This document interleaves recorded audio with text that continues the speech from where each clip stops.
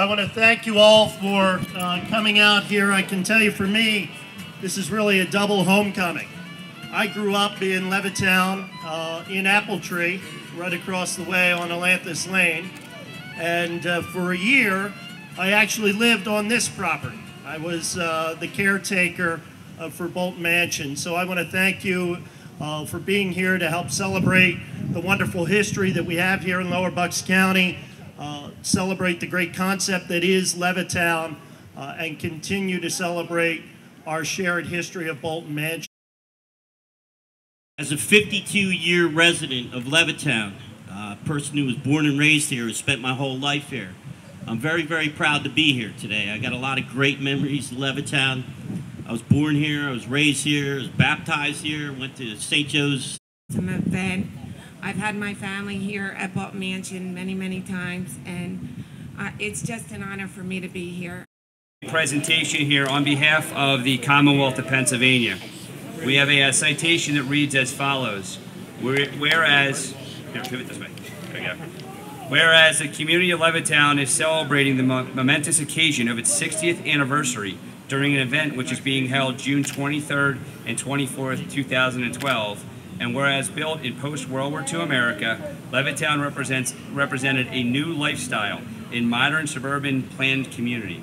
It was constructed by Levitt and Sons from 1951 to December 1957 and covered 22 square miles and more than 5,500 acres in Lower Bucks County.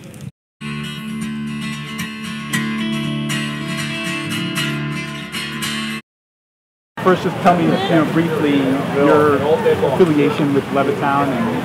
My parents were original Levittown owners. We moved here from Philadelphia in October of 1952. My dad was a World War II veteran, and with $100 down, he was able to buy a house.